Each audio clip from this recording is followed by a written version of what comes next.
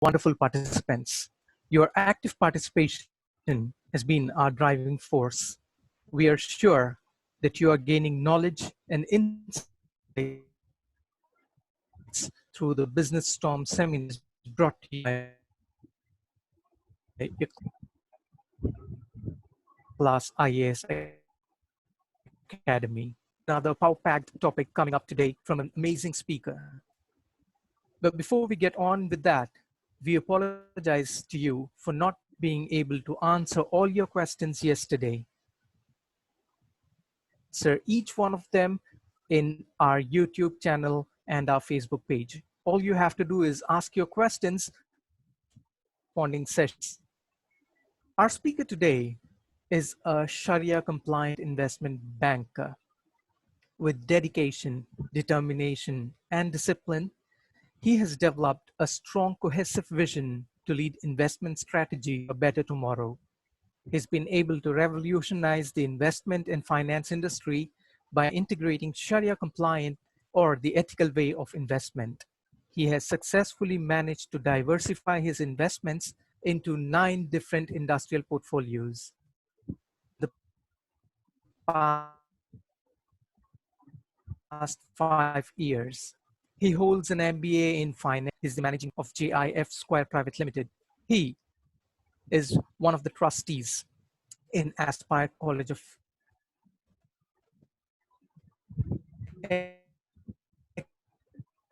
Excellence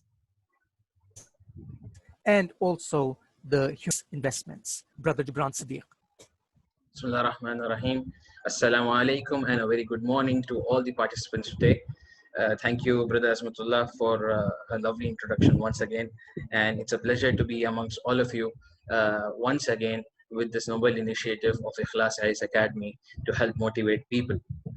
The previous time I had spoken on the topic how to create alternative sources of income. It was a general topic and I was able to take it in a lighter perspective. Inshallah, today I'll be talking about how to raise an investment. The reason why I had chosen this topic is because in the last couple of years I have seen, last couple of weeks, I have seen a lot of people being a little worried, rather fearful about the COVID-19 situation and how they will scale up the business afterwards and what will be the way forward. So inshallah, I hope that through the session, people will be able to gain insight and knowledge upon how they can raise investments and how they can grow their business and how they should fundamentally establish their business in terms of growing forward, inshallah. So starting with the topic, I hope all of you are aware about myself, and I think I've spoken a little bit about myself previously, but for all the people who are new, the reason I talk about myself a little bit is because I want you to be able to connect with me and be able to understand me, because when I'm talking about finance, it's important that you develop trust upon me. So I was born and brought up in the Middle East. I was there for 13 years and I got my inspiration to do Islamic investments from Middle East. Then I came back to India for my further education, and then eventually decided to start an investment company 5 years back.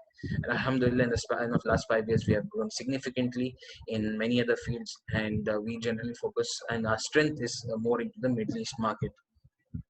Coming to the topic, type of investors. There are totally 4 types of investors officially under the investment books, but I have added in one more segment that is called personal investing. So the 4 types of investments are seed investors, angel investors, venture capitalists, as well as private equity investors. Now, these are the 4 investors which you would have generally seen in the news, and you would have heard them in many other places. And this is something which is the growing game into the entrepreneurship business.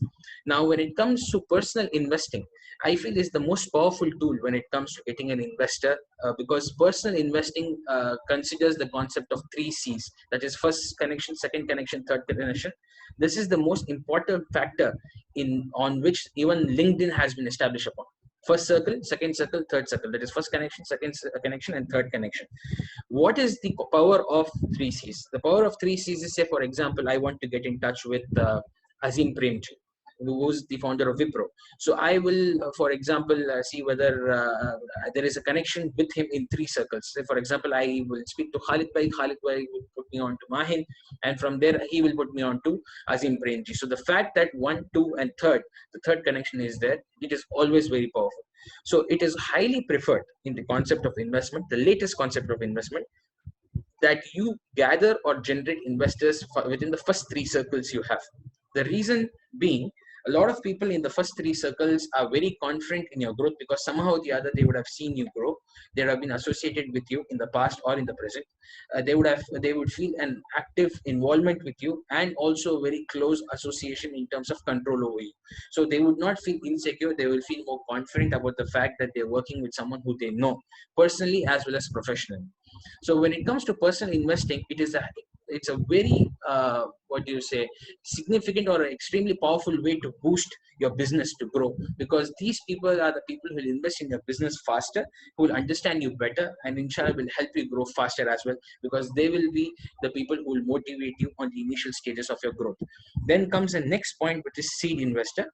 As we all understand from the name itself, seed investment means someone who's investing into a business during the initial budding stages of the company, during the germination of the company. Seed investment basically comes into a value of between couple of lakhs to approximately around $1 million. That is around 6 to 7 crores. That is the value of seed investment. The predominant seed investment is done by the founders themselves, and it is encouraged for the founders to do seed funding, because these founders, when they invest in their own company, they show the investors the trust they have in their plan, the trust they have in their efforts, and they also show the fact that they are all into the business, which is extremely important for any investors to see. And not many investors invest into the seed model because it's extremely risky. The business has not been established, the business is newly getting established, the business is yet to have a future, and the business is still not having the momentum it requires to grow. So this is something which not many investors focus upon, and it's highly encouraged that seed investment is done by the initial founders or from the first two circles of the founding investor. Then comes the next topic, that is angel investment. You would have heard about angel investments a lot of places in the newspapers. Angel investor comes into a valuation category between $1 million to $10 million. That is approximately around 6 to 7 crores to 70 crores. This is the range in which angel investors come, because angel investors are not aggressive investors. They don't have high value funds, but they come inside the business to help the business stabilize and to grow. So angel investors come during the time when the business has established, after the business is established and the business wants to scale up. So they come inside, they give you the expertise, they give you their wisdom, they give you the direction, they give you the connections which you need to establish yourself into a successful business model, and they invest in the business also. So they help you scale from X value to Y value in the most important stage of your life, so that you can go forward. These are not aggressive investors. They generally come in for mentorship. They don't take board seats. They don't take decisions in the active running of the company. Their main work is to motivate the company, help the company move forward. Then comes the next topic, which is venture capitalists. These are the next type of investors. These are people who are very famous all over the world. Now, venture capitalists are people who give angel investors the exit they need. Now, how do angel investors make money? Angel investors make money by selling their equity to venture capitalist investors. Now, venture capitalist investors come into a value between 30 million to $100 million. So these are the times when these people come inside to help the company, and these people bring in big value. They bring in resources, they bring in international expansion, they bring in expertise, they bring in legal advice, financial advice, investment advice. They also help you and boost you to go into a public IPO level, public offering level company, and they try to take their profitability from there. They look forward to exit on the public level. Now, there'll be many terminologies which I'll be using, which probably you might not be aware about. So you're most welcome to send me a message here so that I can answer these questions if there are any. So just to help you understand again, venture capitalists are people who come in after the company is established, after the company has shown a significant track record. They come in and they take over the company, and they help the company boost into a higher level, to a level where they can become a public limited company, and then they take their exit. And that's when the next set of people come in, that is the private equity investors. Private equity investors are basically companies which investment companies which come inside for a strategical purpose. Say for example, why did Facebook, you would have heard, and it's all over the news, that Facebook has taken over Geo, 10% of Geo for $5.7 billion. Now, why did Facebook take over Geo for $5.7 billion? And obviously, Facebook and Geo wouldn't have been directly interacting. They would have been interacting to a fund house. That is a protocol of the investment industry. So they would have used either JP Morgan, they would have used, or Sequoia Capital, or they would have used any of the successful investment companies, SoftBank or whatever it is, to connect with Facebook and to negotiate their terms. So what happens is Facebook is approached by a fund house, an investment company, and they say that, okay, we have a proposal for you. We have an excellent company which has 400 million plus user database, and you are in world's leading online data company. Why don't you take over this company? Because India is the second most populated country, and this is the fastest growing business in India. So these people bring in a strategic business partner. So this private equity firm will come in and he will invest in your company with the intention of bringing a larger player inside and either taking over your company or merging the company. So he makes a higher chunk of money in a very short period of time by bringing in strategical players inside. For example, SoftBank, Masayoshi Son, he invested in the company called Flipkart, which we all are famous about. He is the one who brought Walmart into India to take over Flipkart for a higher value so that he can exit with a significant profit. All he did was he just brought in the right partners inside to boost the business and to make sure that they are able to grow in a very high level, and then they exit the business. So this is what private equity investors do. They take you to a level where you're self-sustaining. They take you to a level where the founders can exit and they can start diversifying the investment to different businesses. So this is to give you a brief about the different types of investors. Coming to the next topic, who are the companies which are capable of getting investments? Now, for example, I am a business owner, and how do I analyze whether my business has the requirements needed to become a company which can be funded or can be invested by investors? The first quality is quality. You need to have good quality of products. You need to have good quality of service. It's extremely important that you focus on quality, because no investor will be interested in investing in your company if your company is mediocre or something which is in par with the market. Your company should always stand out. Your quality should stand out. Your product, your service should stand out. Only then the investor feels confident in investing in your company. You cannot invest in a company which is in usual standards with the market, because you know that the competition will always beat you. Let me give you examples for these. To start off with, one of our investment companies which we have done is into, say, lubricants and oil. So unless and until I am not sure that my product is better than the product in the current Indian market, I will not be able to be confident with the investor who I speak to, because I need to have a unique selling point, USP. I need to be able to tell my investors that, yes, I have a product which you will not find in the market normally, and this is my product, and this is something which you have to invest in me for. The next topic, with the next quality which is important, is transparency. An investor is extremely impressed and is extremely involved with businesses which are transparent, because transparency does not come unless and until the system is in place. That is the next point. Transparency is extremely important. The founders should be transparent in terms of how the business has grown, where they have invested, how they have scaled up the business, what they plan to do, how they plan to execute. Hiding the company secrets or hiding the company from an investor doesn't make sense, because when you're getting into a marriage, it's important that you share and you're transparent with each other. Investment is like a marriage where you need to have the right partner who understands you completely and there's nothing hidden between the partners. The next point is system. With system, I don't mean IT. With system, I mean a process. Every business needs to have a process in place. You need to have a proper system that it's going to exist on its own. Say, for example, with one of our investment companies, when we are working upon it, when we are giving an order, we give an order, it goes to the factory processes the order, it ships the goods from Middle East, we get the goods in 3 weeks, we stock the goods here in warehouse. From here, we start doing the supply chain and the distribution and the sales. This system should be self-existent. This system should be there no matter how the business is growing or how less the business is. The system helps the business be fundamentally very strong.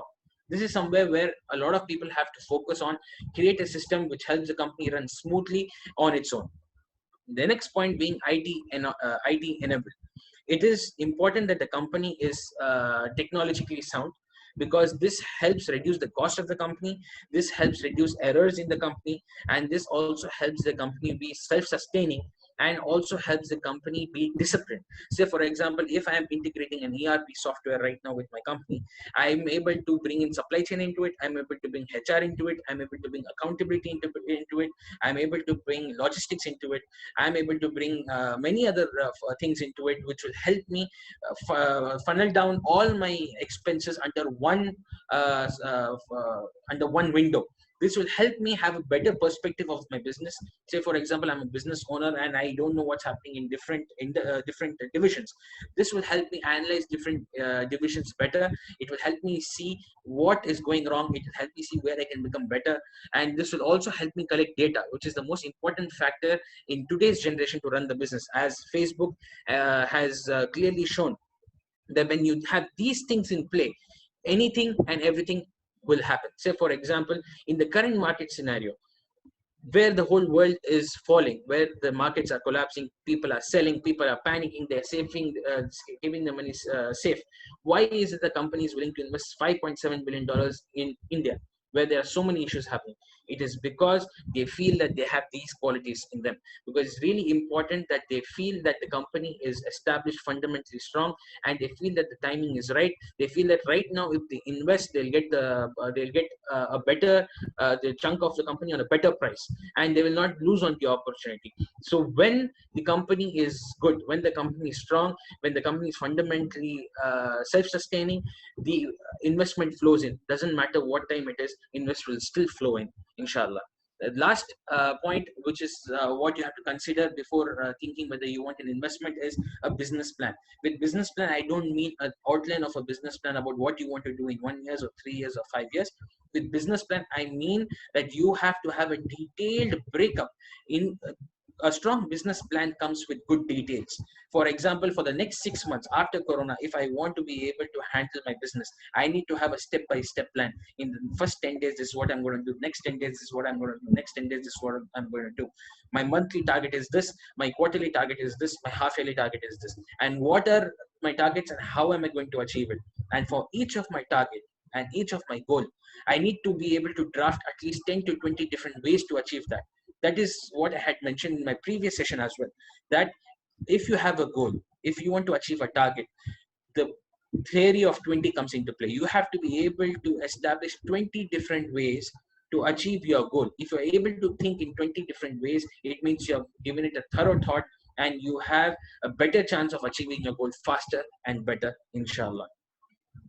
Next, what are the things which investors look for in a company, which is very important. We need to understand what are the most fundamental things that an investor looks for, what makes a company attractive for an investor in the investor perspective. First thing is innovative technology. Now, innovative technology doesn't necessarily mean everyone will have innovation technology. For traders, for manufacturers, for people who are in many other different industries, service industry, they might not have an innovative technology, but they need to have something which is innovative, which is a USP of their company. The investor needs to feel that there is something unique in this company which is not there in other companies. If you're not able to provide something unique in terms of USP, in terms of your product, you need to provide something unique in terms of your customer loyalty or in terms of your customer service, which is a way of handling your customers. You need to be able to make sure that the investor feels excited in terms of what you have in your company. This is really important in getting an investor's confidence into you. The next point is performance track record. It's extremely important to have a track record to prove to the investor that what you had planned for, what you had decided to do, what you want to do is going to be has already been achieved, and this is what we plan to do right now, and this is how we look forward to achieve it.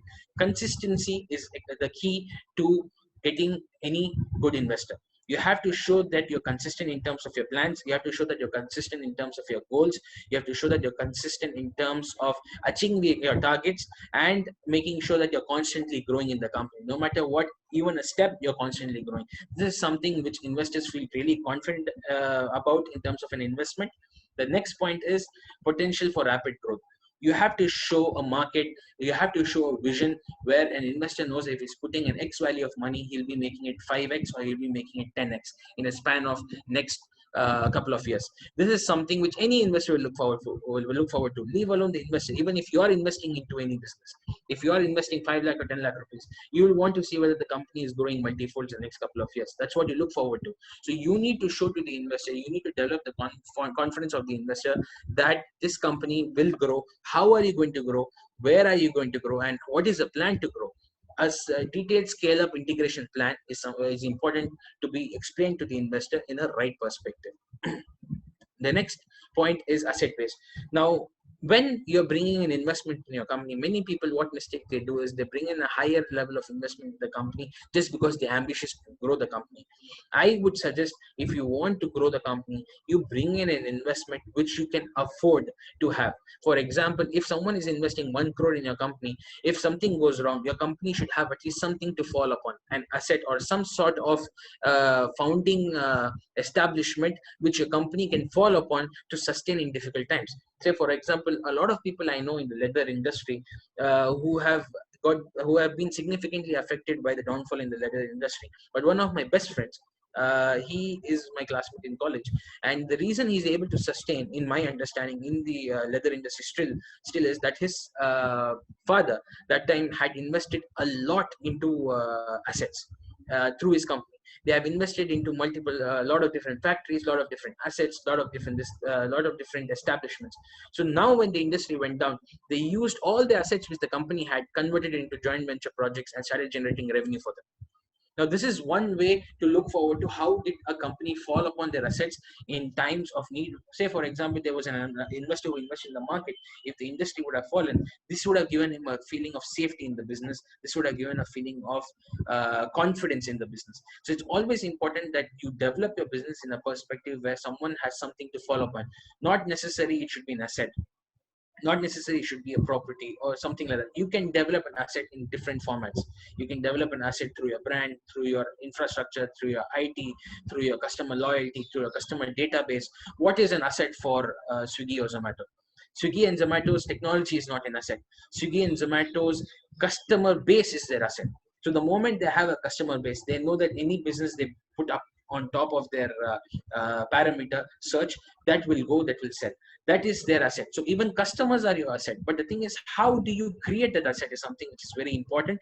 I urge a lot of business owners to think upon converting their business into asset-based businesses that will help your company grow stronger fundamentally.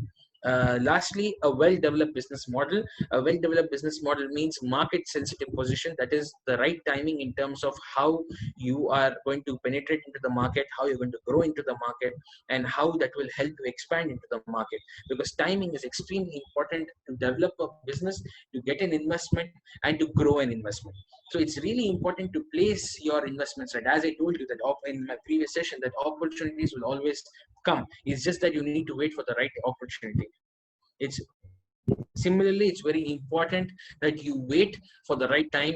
Make sure that you're scaling up your business. There are a lot of business plans in the past which we understood. Like, for example, I think in one of the other sessions, they had told that YouTube, before it succeeded, there was another company like YouTube which was there in the market for 1.5 years. It did not succeed. It failed. It closed because they felt that there's no market for online videos. Correctly, when it closed is when I think the recession happened or something. What they were telling the report by one of the speakers in the recent webinar. Some sort of a recession happened and people started posting their videos online and they started growing significantly, and YouTube is what it is today. Timing of a business is very important. Timing in terms of when you're going to scale up the business, how you're going to invest in the business, and how, when we are going to invest in the business, and how we are going to grow the business is very important to show to the investor that this is how we plan to penetrate the market, and this is how we plan to expand in the market. The next point, robust information system. Your data, your customer base is extremely important to be established in a disciplined format. If you are able to do that, then inshallah you'll be able to see a strong business model and be able to see your business grow. Proven SOP, standard operating procedure. Your system of the company should be established, and impressive promoters and management team, which is the most important factor. The promoters should be transparent. They should be able to vision their way forward. They should be able to achieve their goals. And the management team, which is most important, the supporting team, which helps the founder in making sure that the goals, the targets they have kept is achieved, which is extremely important. Now, coming to just a small advice in terms of how teams are formed, there is one concept called the concept of five, where Byju's, which is a very famous organization right now in India, which is an online educating system, it was asked how did they create the right team when they're growing so fast. Uh, the owner of Byju's, he had told that I did not create a team. What I did was I chose five people who I valued the most. In the sense, he chose five people who he felt were the best, and he made those five people choose the five people they feel are the best. So this is how he established the founding team of his company, establishing five people who you feel are extremely strong, who feel they complete you, who feel they strengthen you, and then you make sure that those people are hiring people which are better than them or better for them. So this is something which is a tip of advice which I had learned recently in one of the interviews by the Baiju owner. Coming to the next point, what are the different sources of investment? This will be a little technical, so I hope that the people are able to catch up to it. First form of investment is basic, that is equity investment, which is the normal way of investing into company and taking shares. The second type of investment is debt or term loan. That is where people invest into companies as debt. Without doubt, debt is not a Sharia compliant way of investment because you have interest quotient to play. If you have any Sharia compliant debt person who can invest in terms of a debt in a Sharia compliant manner, then I think it's acceptable. Then comes debentures. Debentures are more or less bonds. Bonds are, as I mentioned in my previous session, that bonds are instruments given by the company based on an underlying asset, which gives you 100% security for your investment and a very low return from the company in terms of dividend, because the investment is 100% safe. Fourth, a little tricky form of investment, but this is what a lot of big investment companies use to invest. This is something which is a very unique tool. It's called CCPS, compulsory convertible preferential shares. So this is a mix of debt and equity. Now what happens is many people use this, and if it's not used well or not used right, it becomes non-Sharia compliant. But if used well, it becomes halal and Sharia compliant. You have to make sure, if people are not sure about the growth of the company, they're investing in the company for a short period of time, that is for 3 years or 5 years. In terms of debt, they don't want to be involved in the company, they don't want to take equity in the company because they don't want to spend much time in the company. What they do is they end up taking a sort of a preferential share, and then they convert that into equity in 5 years on the price which was there 5 years back. Say, for example, my share value is 100 today and 500 after 5 years. After 5 years, when they see the company is growing, they will convert the shares at 100 rupees per share, and they'll make 400 rupees profit instantly. Last but not the least, convertible debentures, that is converting bonds into equities after a certain period of time. Like, for example, after 3 years or 5 years, you can convert those equity bonds or those debentures which you have given into equity, which is the common way of growing in the Western market. US, UK, they generally use convertible debentures to grow the business. Then comes the fund process. I will just try to surf it up faster so that you people are able to understand. I will not go much technical in terms of the perspective, because this is not a technical session. I want you people to take something home, because at the end of the session, I don't want to just give you a technical outline from my perspective and then you have nothing to understand. The idea is, at the end of the session, you feel confident that you'll be able to grow your business in a Sharia compliant way. You'll be able to generate the investment you need if needed. Otherwise, whatever I'm telling you will anyways help you benefit your business to make it fundamentally strong. Because unless and until your business is not fundamentally strong, it will not go. What happens is, a lot of entrepreneurs, especially in our community, they grow the business conventionally, organically. The business grows, grows to 5 crores, 6 crores, 10 crores, 15 crores. But when the second generation comes into play, the business falls, or the business stagnates in the first generation itself. Why does that happen? Because I feel there is a lack of discipline. I feel there is a lack of knowledge, and I feel that people go in the more organic perspective. I feel they should learn more in terms of how to grow the business from the first step to the second step. So the whole idea of this session is to help you understand how to make your company fundamentally strong, to be able to grow from X value to Y value, inshallah. So the first half is the pre-identification process, where the business plan comes into play. A detailed business plan, as I told you, breaking up each and every step for the next 5 years or 7 years, is something which will help help the investors understand better. Assessment of money deployment, most importantly, how much money you want, where are you going to deploy the money, and how is the money going to be used. There is no investor note the point. There's no investor who will give his money because you're in debt or your company is in debt and you need your money to repay your loans. At any point of time, if the investor feels your company is leveraged or your company is in more debt than it's supposed to be, they will start backing out of your investment because they will not have the confidence that you will use the money to grow the investment or to pay off your debts.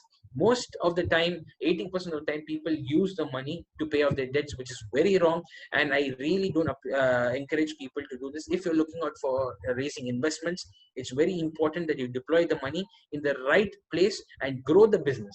And eventually, with the growth of the business, start paying off the debts of the company slowly.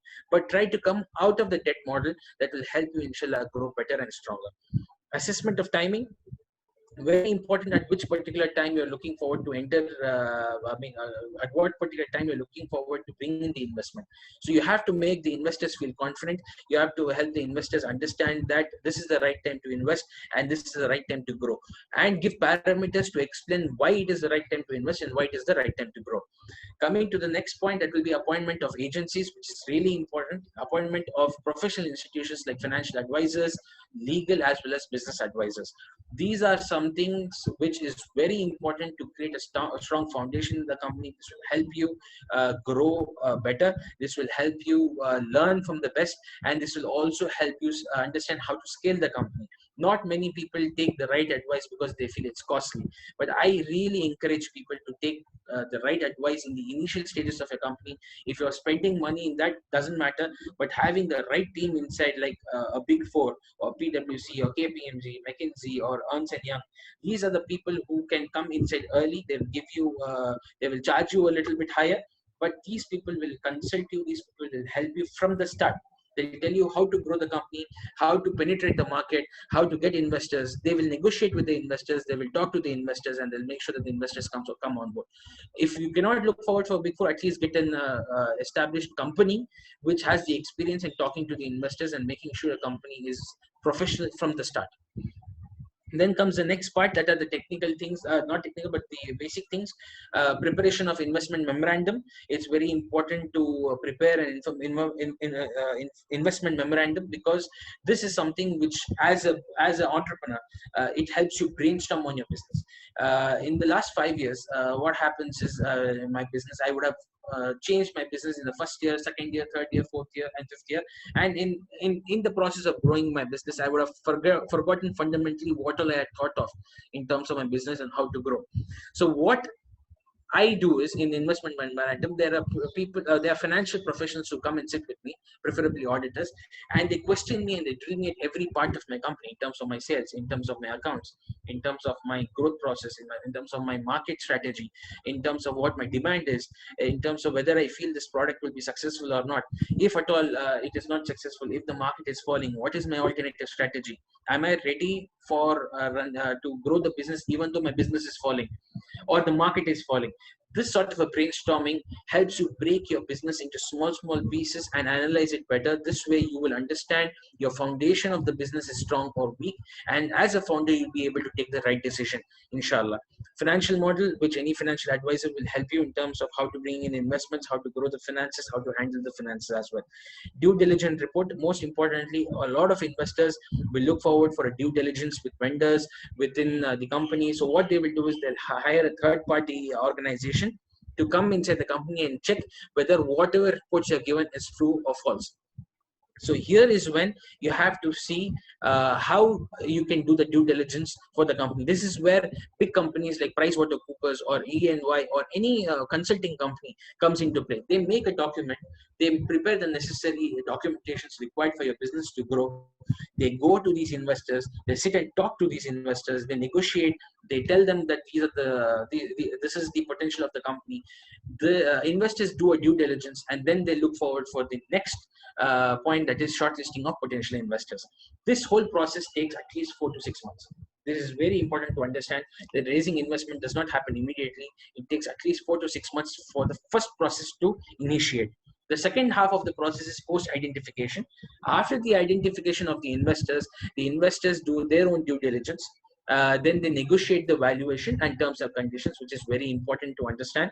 This is where a lot of people don't know the technical terms. So if you do not know these things, hire a professional who will help you in understanding what is the actual value of your company, because that is the most important factor when the business owner is, when the business investor is there, because he's an expert. He is an expert in investing in so many companies. He knows how to take a 10 rupee company at a 7 rupee valuation. So it's important that you are able to negotiate well with him, negotiate right with him, and get the right value for your company. And most importantly, the terms and conditions. Under the terms and conditions comes documentation, shareholding, share subscription agreement. This is where a lot of technical terms come into play, where people do mistake and they end up losing control of the company. So it's very important that you are very careful in terms of drafting the terms of conditions with an investor. Now, what all I'm telling you right now is not only for big investors or for big companies. Any small investment, any small company also needs to follow these things to scale up the business. A lot of people think that the information which I'm giving right now is for companies who have grown beyond a certain price, that is 10 crores or 15 crores or 20 crores. But that is not the case. What all technical information I'm giving you right now is to prepare you for your current state of business. Even though you're running a small shop, even though you're running a small manufacturing unit or a small trading unit, at any point of time, you need to be fundamentally strong and prepared to scale up your business. To scale up your business, any business requires these things. This is very important to make sure your foundation of a business is very strong. Drafting the documents well, that is the shareholding agreement and the share subscription agreement. If any investor is coming inside, what control he has on the company, what voting rights he has on the board, how is he going to be involved in the company, how is he going to support the company, and what is he expecting out of you. Then satisfaction of condition procedure, that is how the investment will be made. Will it be made in one shot, or will it be made in phases or trenches? And then the deal closure. This is the basic process. This whole process takes approximately 8 to 12 months for this process to happen in any professional institution. A personal investor will generally not see these things. What happens is he invests in the company based on your face value and based on what he feels about the company. Now, in this case also, in the case of a personal investor also, you have to make sure that you are having the documentations right. You are having the fundamentals right. A lot of people take investments. A lot of people scale up the business and then they go out of cash, and then they end up getting stuck between the investor as well as the company, and they end up losing majority of the company. Now, this is something which I would request you to consider and understand. Key areas to consider, which I have told you during the discussion, that let them not run your business. These things you need to consider during the business is happening. Let them not run your business. Exit multiple, which is the most important factor. Please have this importantly registered into your head, into your mind, that exit multiples are something which you need to work very precisely. Now, first thing you need to, when an investor comes inside, when he what all he requires is to convert an investor. All what you require is an exit. If I am putting, say, around 50 lakh rupees in your company, all I want to see is whether my money will be safe and whether I'll be able to exit the company when I want. So what a company should do is give them an exit frame. Say that, okay, you don't have to worry about your investment. I will give you an exit in 3 to 5 years or 5 to 7 years, and I will give you an exit by buying back your shares. And you cannot take an exit from anyone else. This shows the confidence you have in your company and the growth you have. Now, this is where I also tell the promoters that if you're looking out to grow the company, if you're looking out to get more investment into the company, don't focus on the scaling up part. Focus on how you can give the investor an exit. You should have a plan B in mind. You should have, if I'm taking 1 crore rupees in my company, I should have a plan B in mind that after 5 years, how will I give that 1 crore back? Now, this is where strategy comes into place. This is where your expertise comes into place. In Urdu, we have a saying, iski sar uski topi. It means this person's cap in that person's head. Generally, this is what happens in today's investment industry, where people bring in money, they scale up the valuation, they go to someone else, they hop. This is not the right way to grow. You don't have to grow aggressively. You have to grow conventionally. You have to grow in the halal manner. You can increase your valuation based on actual growth of the company. So to grow the company, actually, what I suggest is, when you are bringing an investment inside, you focus on what the exit is going to be. So the moment the investment comes inside, you get attention in the market. Your company starts developing positivity. There's a momentum, there's a flow. You aggressively start thinking of different things to invest upon.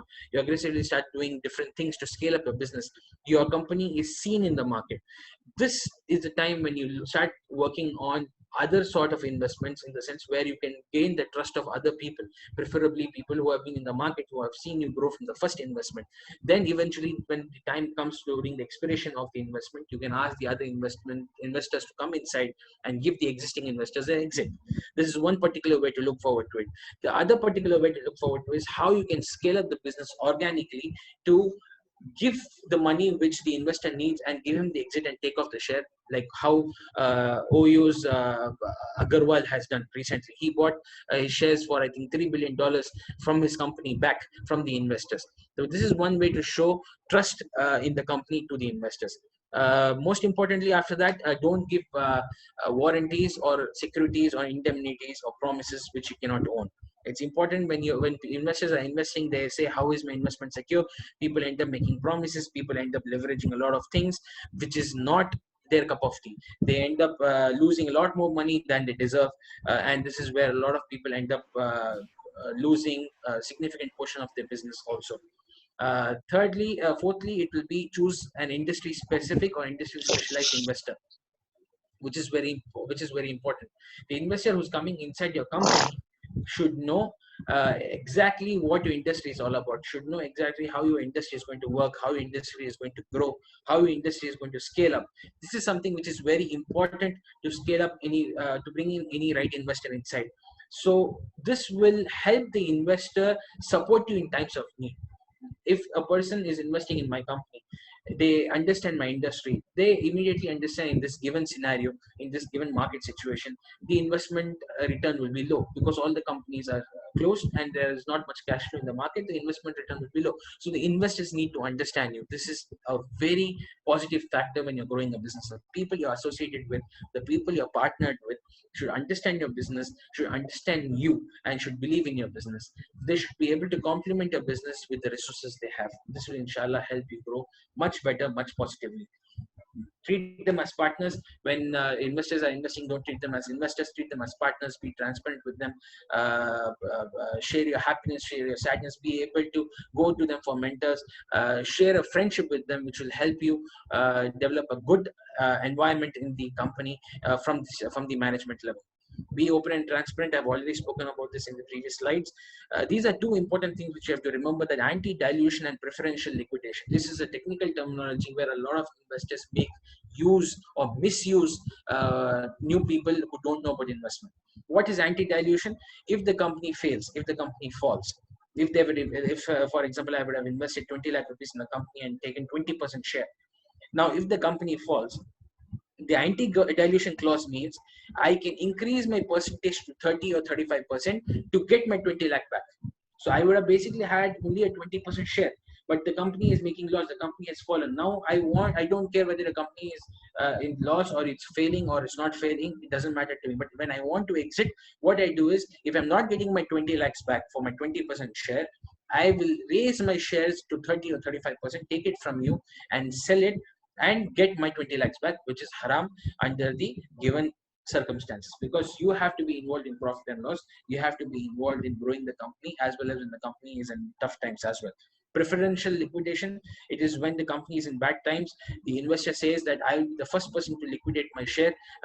No founders, no owners, no one else can do it. I'm the first person to liquidate my share. I'm the first person to make use of the opportunity to exit the company, which again is not a right format to do. These are things which people don't know. They would just say preferential liquidation, anti-dilution. People will say okay, and they will ask them to invest, and then again the people are in trouble. It is not the right way to grow your company forward. Now, why do a lot of investments fail? Why do a lot of companies do not get investment from investors? These are just some 5-6 points which I've noted, just for your understanding, that why is that we generally don't get money from investors, or why is that people do not trust us in terms of investing into a company or scalability of a company. First thing is lack of homework. Not many founders know much or better about the industry. They have to be constantly updated. They should have the homework done about their industry, and most importantly, they should have the homework done of the investor they are going to meet. So if I'm meeting an investor, I have to do sufficient research to headhunt that investor. because I am targeting investments. Don't come by fluke. Investment comes by strategy. Investment comes by focus, by planning. Now, if I have decided that I need one investor, I need this person to invest in my company, I first study about that investor. I study about what all companies invested in. I study about what's current state of mind or what current situation his investments are in. And if I bring in my investment right now, will it complement his existing businesses? Will it help him feel more motivated to work with me? These are the things I need to see, so that when I go to him, I should know that I don't have any reason for him to say no to me. The next most important factor, again, I said, was timing. The timing at which you approach an investor matters.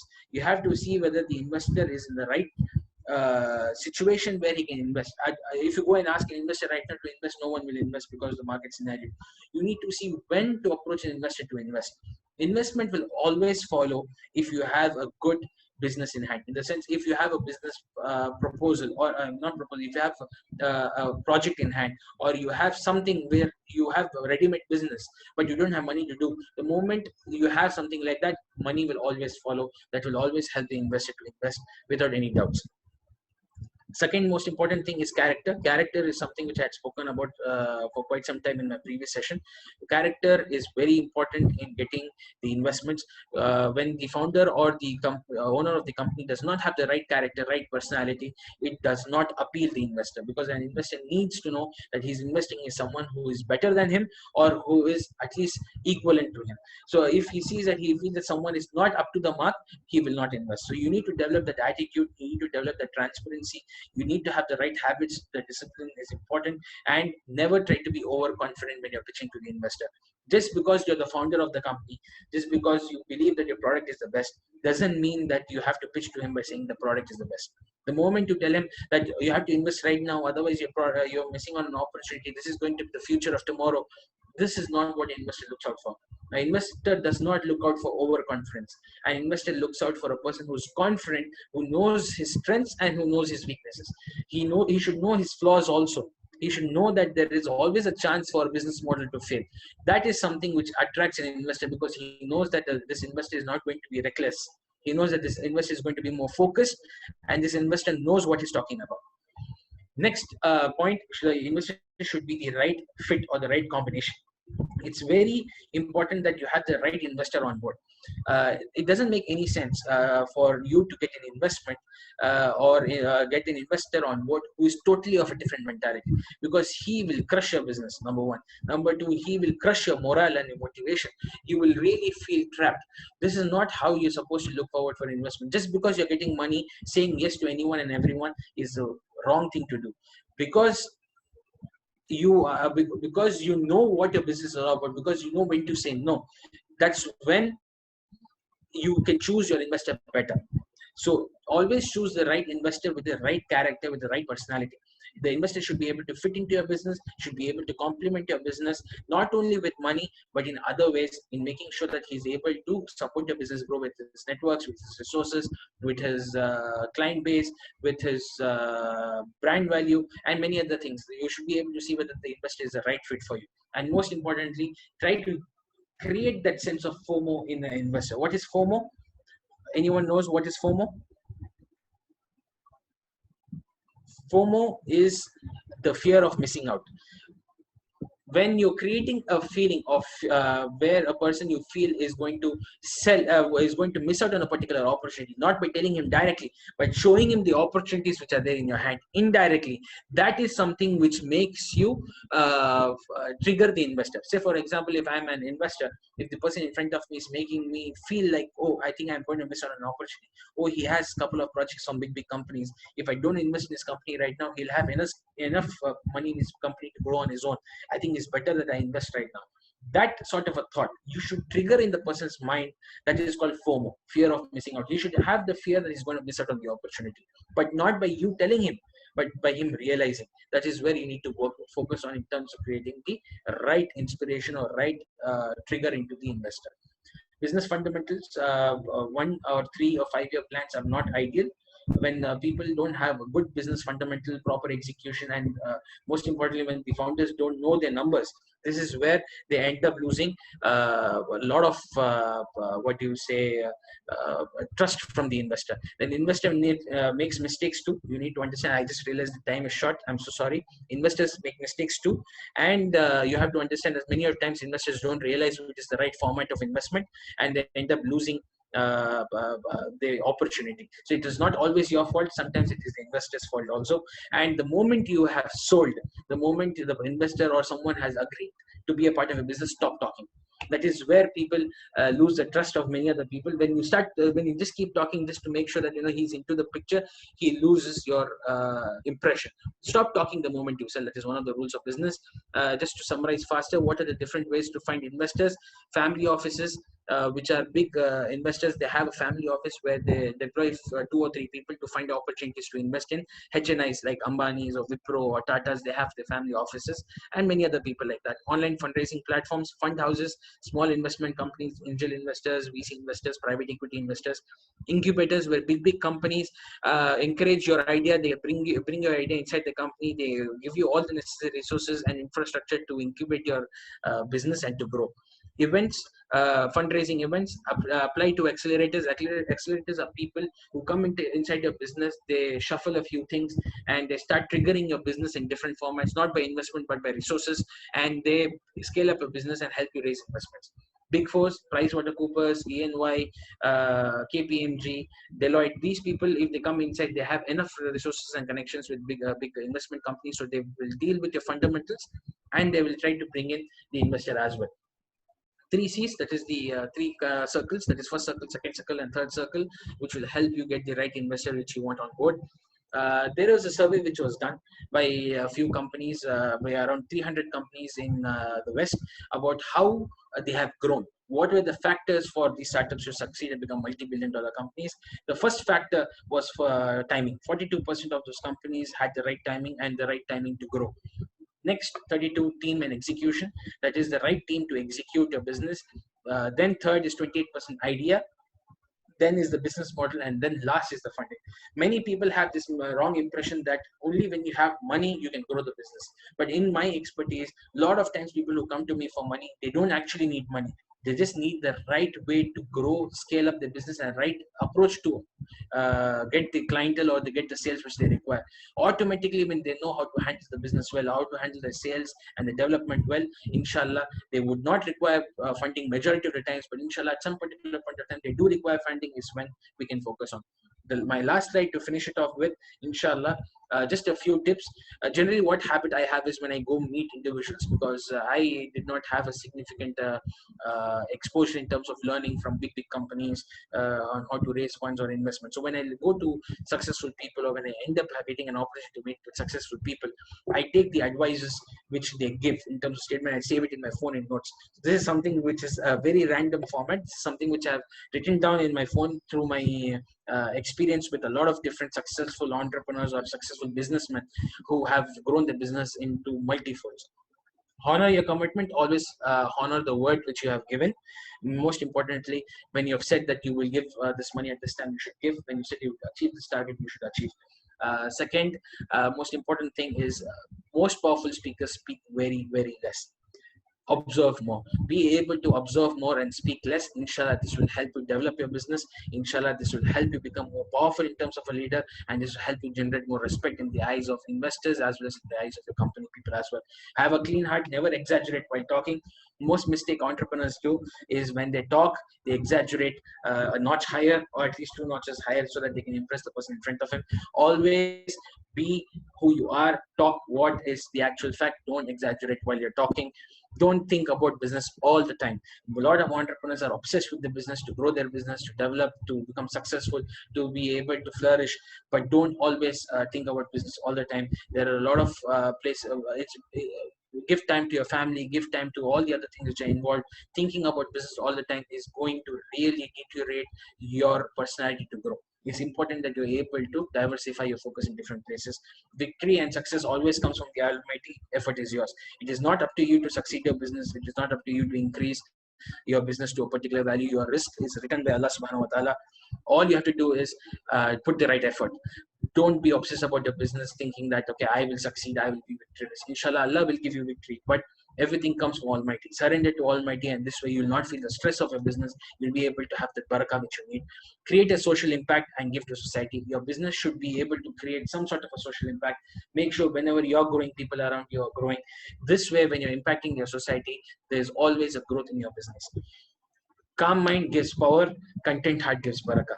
It's important to have a calm mind. The more calm your mind is, the more powerful the more power you have in that sitting or in that place or naturally around. The calmest of the people are the people who are the most powerful of minds. And content heart, the people who are content with what they have, mashallah, they have barakah in their lives. Anger erases intelligence, envy erases spirituality, desire erases shame, and backbiting erases good deeds. This is something which a very successful entrepreneur or a very big businessman in Saudi Arabia, he is my uncle, and he told me that remember these things, Jubran, at any point of time, these are things which will help you establish yourself. Source knowledge all the time. Never answer first. The person who always answer first, we always understand that he's the person who has less knowledge on the topic, because the person who has the most knowledge is the person he's the one who always answers in the end.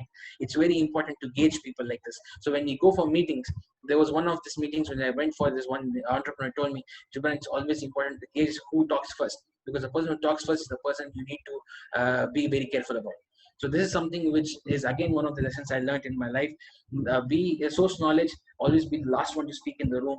Right knowledge develops humility, and right knowledge develops humbleness in one individual. Maintain fitness, which is something which is highly encouraged for a lot of businessmen, and follow a disciplined routine. Always be focused on the routine which you have.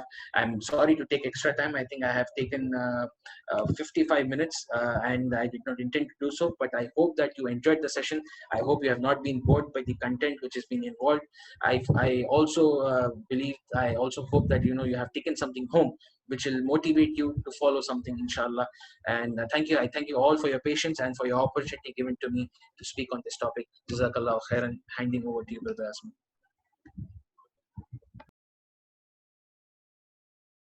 Brother Jubran. That was a wonderful presentation, and thank you for the wonderful insights. That was a great example of how YouTube came into existence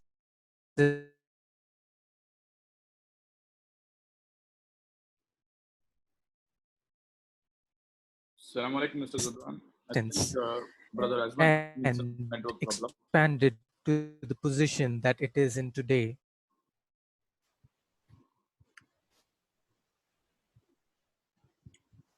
Brother Jubran, I believe Mr.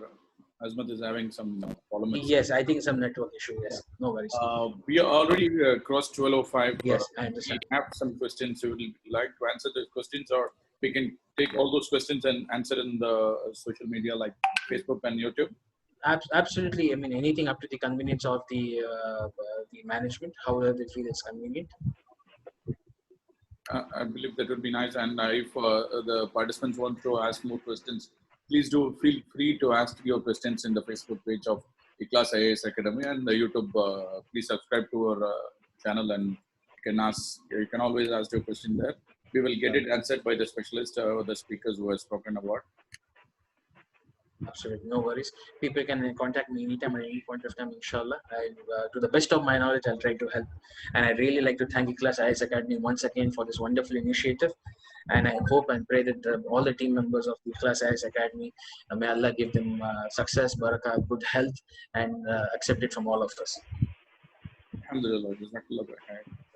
Thank you, brother. It was a wonderful session. It was.